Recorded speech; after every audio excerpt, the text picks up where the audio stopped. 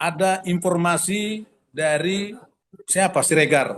Ada informasi dari Bang Siregar, tapi namanya saya lupa lah. Pernah disampaikan kepada Bang Egy Sujana memberikan informasi bahwa hati-hati kamu sedang ditarget oleh Luhut Panjaitan. Saya tidak bisa memaksa publik untuk percaya saya atau percaya Bang Egy, atau percaya Bang Egy atau percaya Roy Suryo, CS.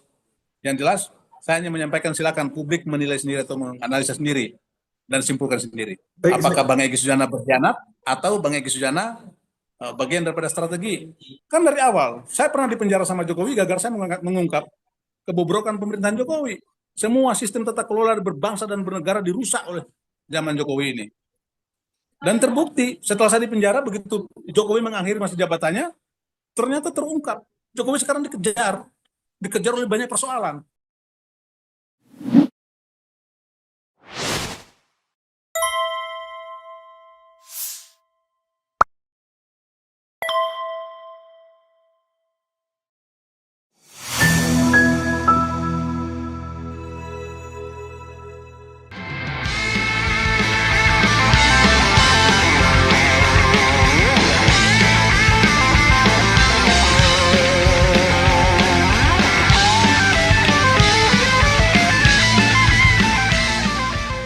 Awal mula kejadian kunjungan Bang Egy Sujana dan Bang Damai Hari Lubis ke Jokowi beberapa waktu yang lalu, itu kan menjadi polemik, menjadi berita yang sangat viral di mana-mana, perbincangan bahkan di media televisi hampir setiap hari sampai dengan detik ini pun masih itu diberitakan, masih dibahas. Sehingga ini menjadi hal yang menarik. Kenapa menarik? Bang Egy ini adalah salah satu aktivis senior yang kita tahu bahwa sejak lama dia yang berapi-api menyuarakan bahwa jasanya Jokowi itu adalah palsu. Dan akhirnya perjuangan itu untuk yang dilakukan oleh Bang Egy Sujana terhenti pada saat dia berkunjung di Solo beberapa waktu yang lalu. Sehingga teman-teman yang masih berjuang, yang masih meyakini bahwa ijazahnya Jokowi itu adalah palsu, tentunya moralnya menjadi rendah karena dianggap seolah-olah perjuangan ini menjadi pecah kongsi.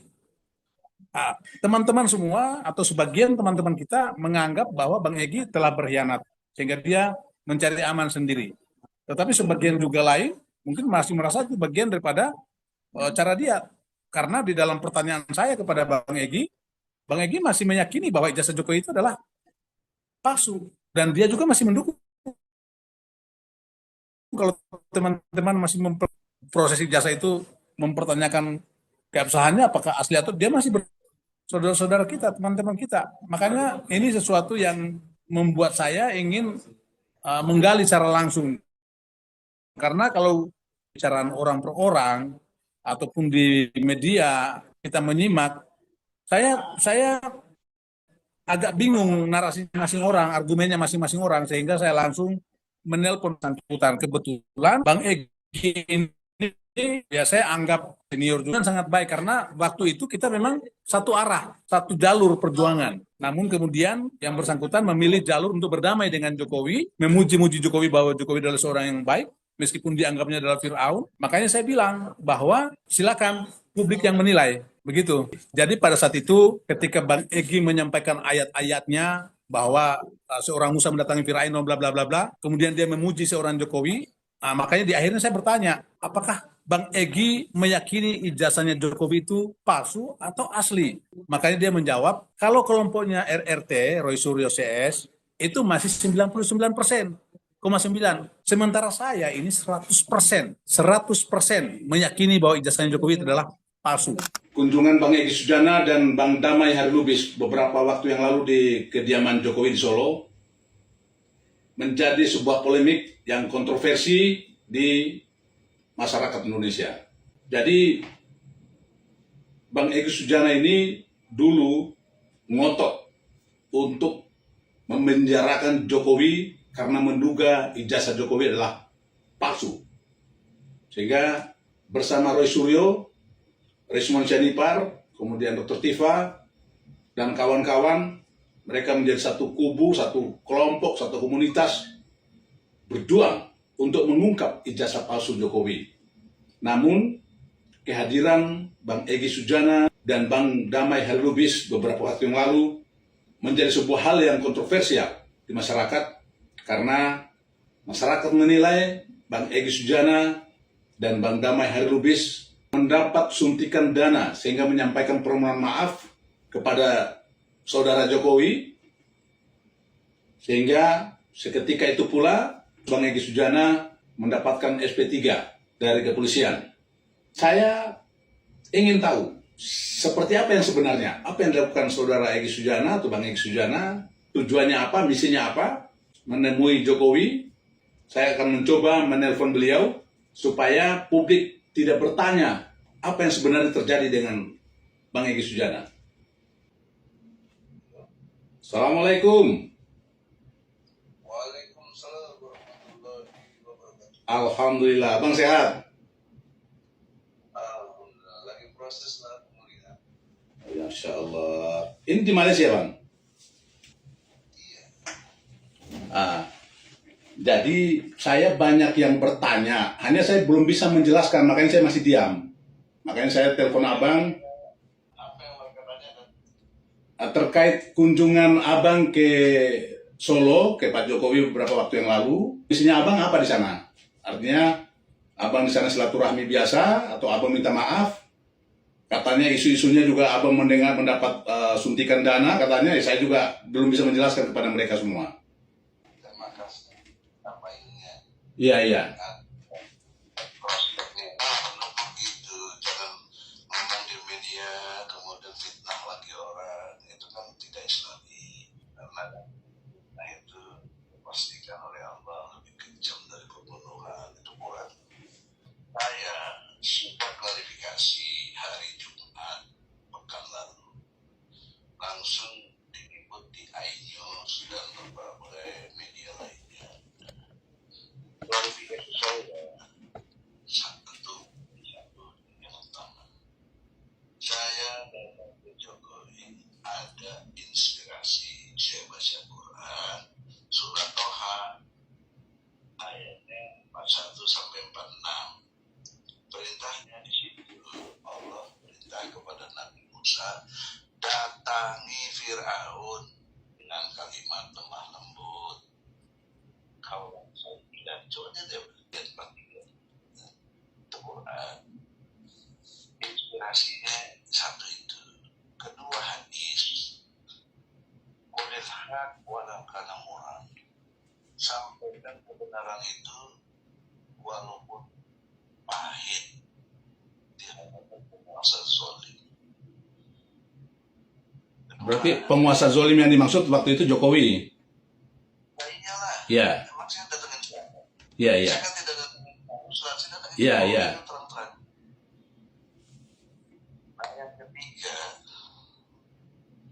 dalam perspektif hukum, hukum itu harus selesai.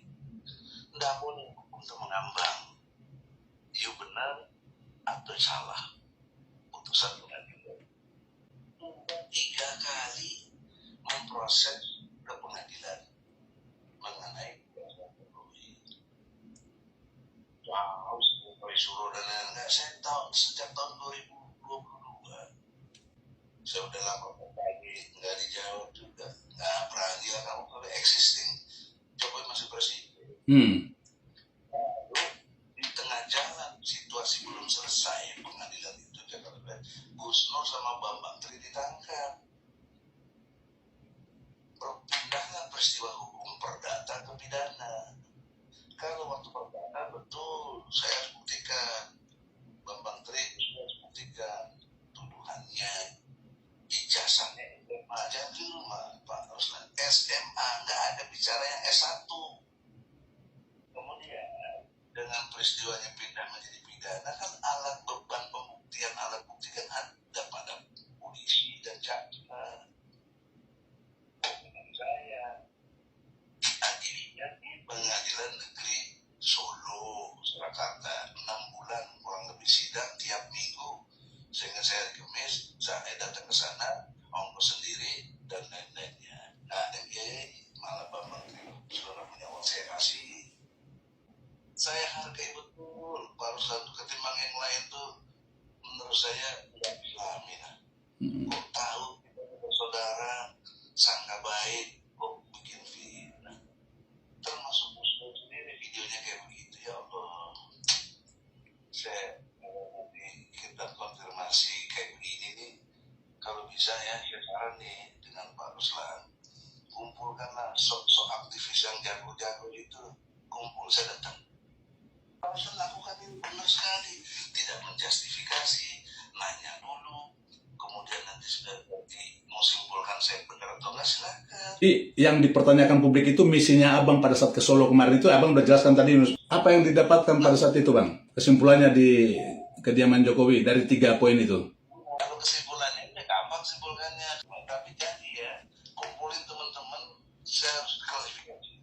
Dan si Gus Nur dan Neneng yang nuduh saya terima uang gak Pak, harus bertanggung jawab. Nah itu beredar luas itu, Bang. Abang terima uang 100 miliar itu beredar luas. Nah saya juga belum bisa menjawab. Mas Ruslan, gunakan otaknya. Nggak mungkin lah, 100 miliar itu banyak loh. Iya, 1 iya. miliar itu 1.000 juta. 1 miliar itu kalau ditaruh di tas itu satu ransel tinggi besar loh, 1.000 juta.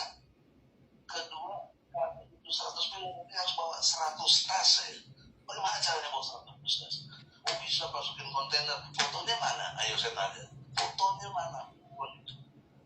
Ketiga, bisa transfer. Bukti transfernya mana? Ada PPAT kan? Kenapa Jokowi tidak OTT? Tidak ditangkap tiap orang? Jangan terus katanya siapa? Saya tracking begitu. Oke. Biar nanti publik yang bisa menilai itu, Bang. Bukan publik yang menilai, kita juga udah bisa.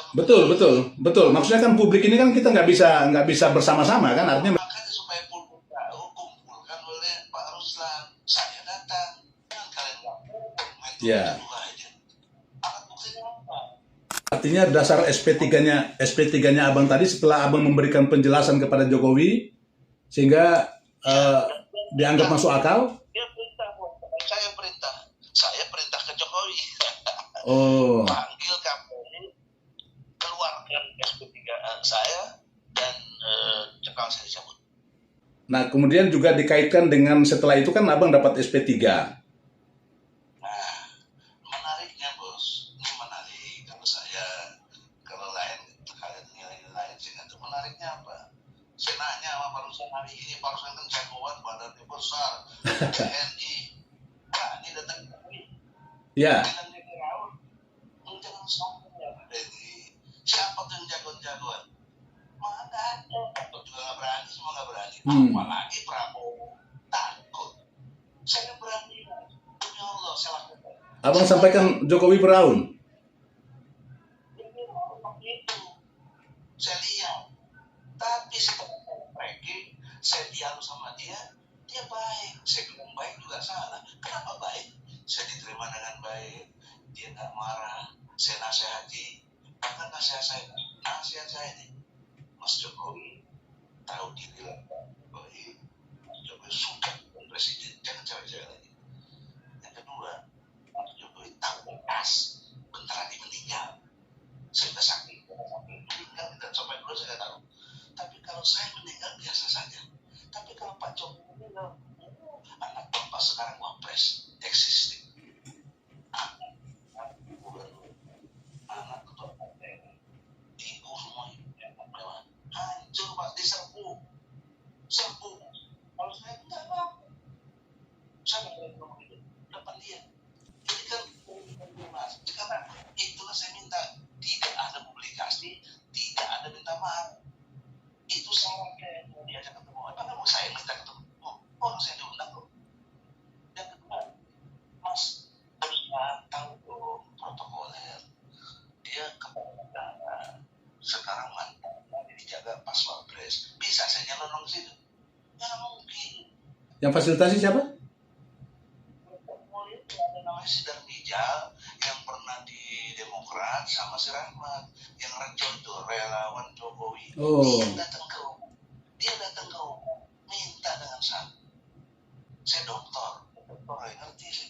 Maka saya bilang sekali lagi Mas Jokowi, saya kesini Mas Jokowi jangan salah duga, mungkin Mas Jokowi dibisikin yang keliru soal Mas minta maaf karena itu baik nama saya. Tidak. Garis bawah Pak. Saya kesini mau protes. Kenapa saya akan disangkakan? Kedua, kenapa saya pelapor duluan tanggal 9 Desember 2024, bos sekarang dilapor balik tanggal 30 April 2020 oleh Bapak. Saya belum disidik, belum di BAP, hukum tersangka. Nggak boleh Pak, ini melawan Perkap nomor 10 tahun 2019. Saya punya legal opinion ahli dari Profesor Dr. Syakir dari Guru Besar UII Jogja. Ada legal opinion saya kasih. Jadi saya tidak RJ, orang salah. RJ itu restorasi justice. Tidak mungkin bisa terjadi kalau salah satu pihak tidak setuju. Nah, kenapa saya langsung karena waktu dia Jokowi saya pojokkan dengan banyak pertanyaan, bahkan Jokowi saya ingatkan Anda telah bersumpah demi Allah pakai Al-Quran 2 kali waktu presiden dalam pasal dan UUD 45. Baca dong UUD 45. Demi Allah sebagai presiden akan menjalankan undang-undang sebaik-baiknya dan seluruh-seluruhnya demi nusa dan bangsa. Itu janji Babel. Kenapa Bapak katakan itu? Kenapa? Saya harus ini Mas, yang saya agak kaget. Lalu saya harus bagaimana? Itu presiden loh ngomongin, atau mantan presiden. Kepada saya yang tersangka, kepada saya yang rakyat kutuk kupret. Ya, saya langsung jawab dong, saya manfaatkan pertanyaan dia itu. Saya harus bagaimana? Bapak perintah Kapolri, kayak pada Kapolri Jaya, bebaskan dari cekal itu, cabut dan SP3 kan sekarang. SP3 artinya dihentikan perkara bukan perkara Roy dan lain-lain kan. Ini ada 8 tersangka, ini masing-masing urus diri sendiri. Berarti rangkaiannya Abang dapat SP3 dengan penjelasan Abang kepada Jokowi seperti tadi? Iya, baru setelah itu begini Pak, jawabannya lagi nih. Dia langsung panggil ajudan, kan ada ajudan tuh, waktu itu saya usir Bos. Kok nggak mau dulu ya, keluar. Di rumah Jokowi Bos.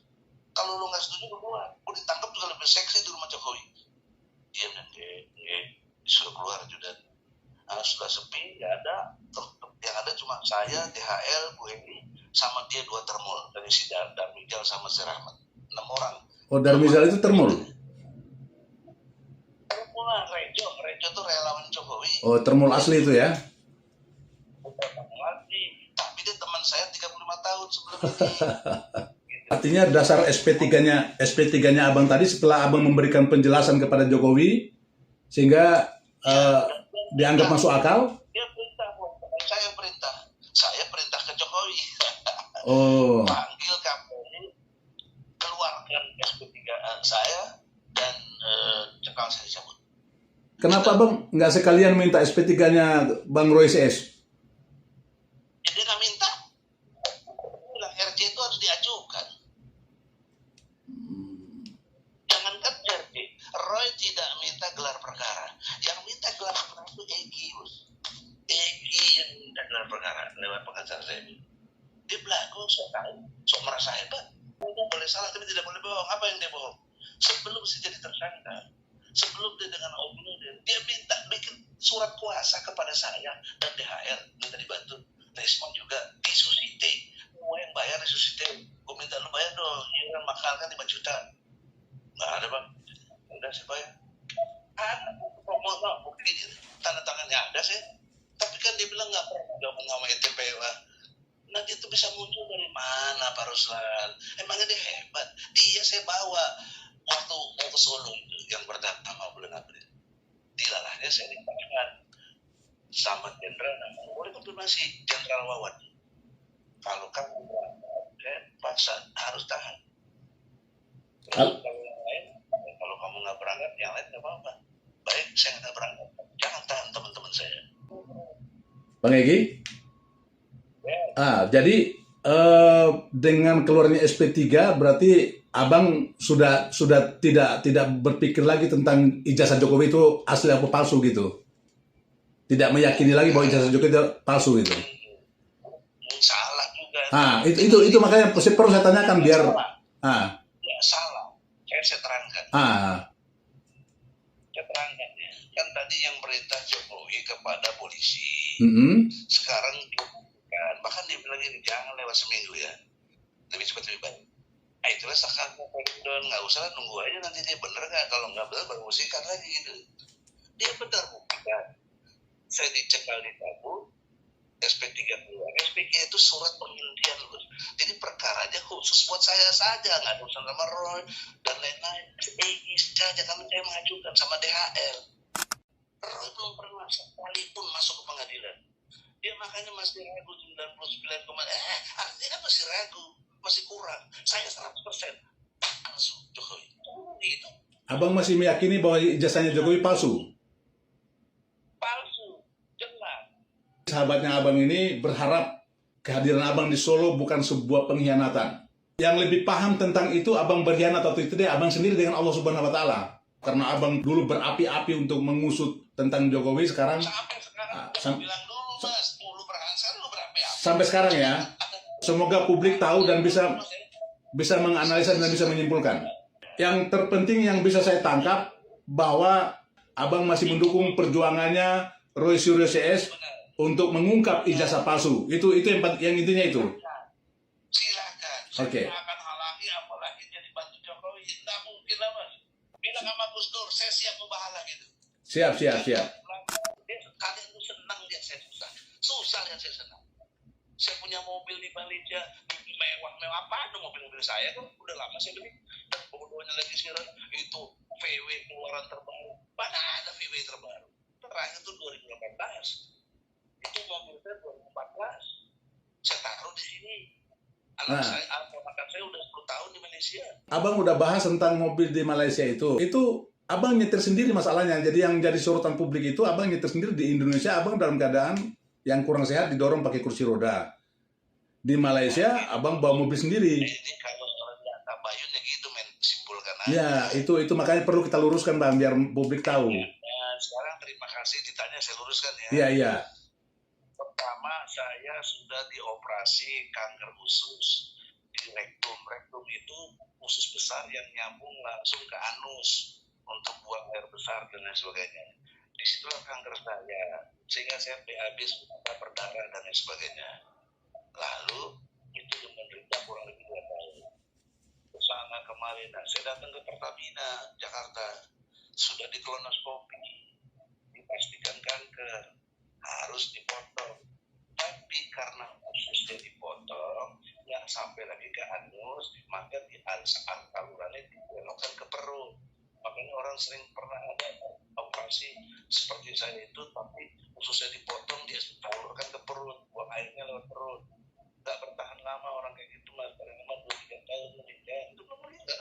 Nggak mungkin masa saluran yang benar lewat anus, kalau lewat perut. Itu ya satu. Dan di Pertamina tidak sanggupnya cuma begitu. Saya melawan dong, nggak mau saya. Ya kalau mau jangan sini, sini nggak ada lagi. Terserah, kalau kamu percaya sama Allah, minta sama Allah. Udah kata dokter gitu, dokter Asep namanya, boleh bukan ini ahli. Artinya dengan ditemukannya video abang di Malaysia kemarin, abang sekarang dalam kondisi yang sehat ya sekarang ini. Saya pakai kursi roda karena bekas operasi tadi masih ada rada. Iya. Jalan jauh tuh nggak kuat. Kan antum tahu bandara itu jauh, gap 1 sampai 29 atau 30 itu jauh. Iya. Kalau terminal itu, ngapain saya pakai nungguin mobil golf kalau dapat, kalau enggak ada fasilitas dari maskapai menawarkan mau pakai kursi roda, mau deh. Itu juga kursi roda di sono. Sudah sampai selesai, dan juga penting lagi karena sudah awal pakai kursi roda di sini ya siapkan juga di Malaysia karena tanggung jawab maskapai. Kemudian setelah selesai 2 hari 3 hari agak rehat, ya kan? Terus saya merasa sehat, tapi kenapa susahnya nggak jalan-jalan kan? Aku bisa nyupir. Jangankan itu, Pak Ustaz. Hari ini sehat bugar, malam nanti meninggal banyak tuh. Ya. Kalau saya pakai sekarang ini berdiri susah tuh. Itu karena kalian itu dengki. Nggak senang lihat orang susah. Kalau itu susah lihat orang senang. SMS senang lihat orang susah lihat orang senang. Oleh karena itu bahas apa ini yang dibahas. Yang penting si Roy keliru. VW terbaru bukan. VW dari mana? Seolah-olah pulang dari Solo terus banyak duit. Punya saya udah lama. Iya. BPKB-nya. BPKB-nya ada nama Egi. Masa saya harus tunjukin dia? Udah malu. Dan saya sekali belajar di mana? Nggak ada demi Allah demi Rasul, nggak ada yang bisa tantang argumentasi saya. Saya sengaja harus menggali seperti itu supaya publik semua tahu seperti apa 100%-nya Bang Egy dengan cara dia seperti itu. Kembalikan ke publik lagi. Publik percaya atau tidak? Pribadi menganggap langkah Bang Egy juga menurut saya tidak sejalan. Tapi Bang Egy dengan caranya sendiri bahwa dia membenarkan apa yang dilakukan itu sudah tepat. Kalau saya tidak menganggap itu hal yang tepat. Tetapi bukan berarti saya harus memusuhi Bang Egy. Cukup tahu Bang Egy masih konsisten dengan pemikiran saya bahwa ijazah Jokowi adalah palsu dan itu harus diungkap ke publik. Dan perjuangannya Roy Suryo CS kita semuanya harus mendukung. Tidak boleh terhenti, termasuk saya harus mendukung 100%. Roy Suryo, Rismon dengan Dr. Tifa, dengan teman-teman yang lain. Tetap semangat. Intinya itu. Semua yang ada di dalam video saya, yang saya upload di TikTok saya, itu adalah isi percakapan saya. Jadi tidak ada yang saya sembunyikan di dalam. Semua yang intinya yang poin-poin pentingnya semua saya sudah masukkan di dalam. Masih ada satu lagi yang belum. Bahwa ada informasi dari siapa? Siregar.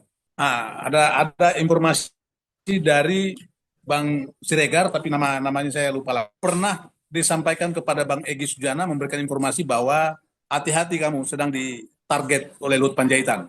Hanya itu, tapi saya belum uploadin ini gambar bocoran saja. Waktu saya berbicara dengan Bang Egy Sujana, satu kalimat itu saya juga masih simpan videonya. Nanti juga akan saya upload dalam 1-2 hari ini. Hanya itu, yang lain-lain tidak ada. Yang jelas, saya kembalikan. Saya tidak bisa memaksa publik untuk percaya saya atau percaya Bang Egy, atau percaya Bang Egy atau percaya Roy Suryo, CS.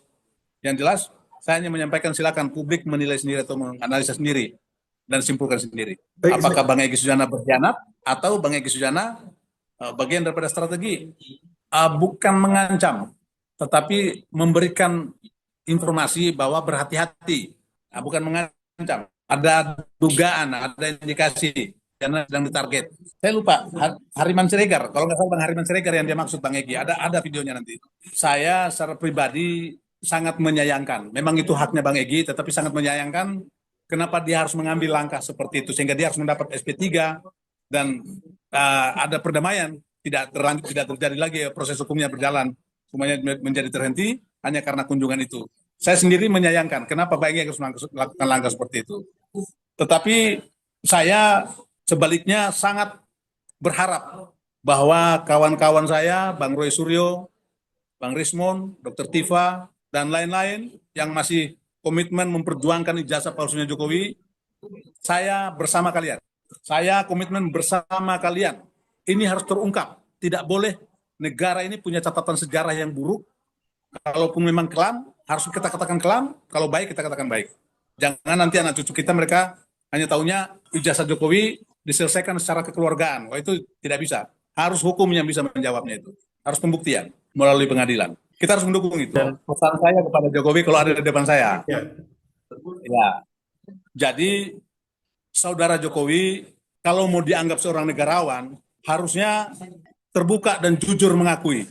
Kalau memang ijazahmu asli, tunjukkan. Tidak sulit sebenarnya, supaya publik ini tidak menjadi resah, tidak menjadi kegaduhan.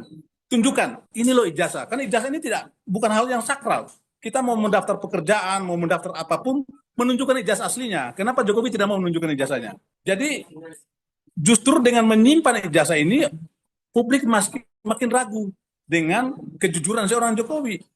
Maka saya secara pribadi mengingatkan supaya predikat masyarakat terhadap Jokowi adalah seorang negarawan, tunjukkan ijazahnya. Terlepas hasil kebijakannya pada saat dia memimpin negara ini selama 10 tahun, banyak bobroknya, itulah kelemahannya, kekurangannya orang per orang. Tetapi paling tidak untuk masalah ijazah ini, dia harus gentleman menunjukkan bahwa inilah ijazah asli saya, sehingga kegaduhan itu terhenti seketika.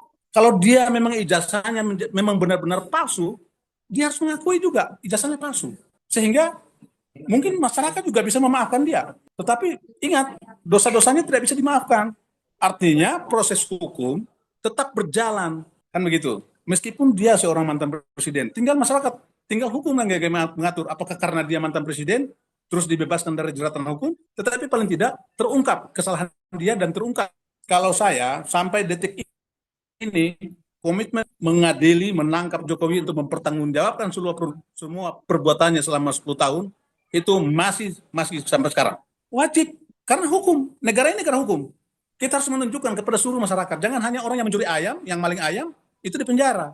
Ini kerusakan negara. Semua sumbernya dari mana? Ini harus diungkap semua. Kan dari awal, saya pernah di penjara sama Jokowi, gagal saya mengungkap kebobrokan pemerintahan Jokowi. Semua sistem tata kelola berbangsa dan bernegara dirusak oleh zaman Jokowi ini. Dan terbukti setelah saya di penjara, begitu Jokowi mengakhiri masa jabatannya, ternyata terungkap.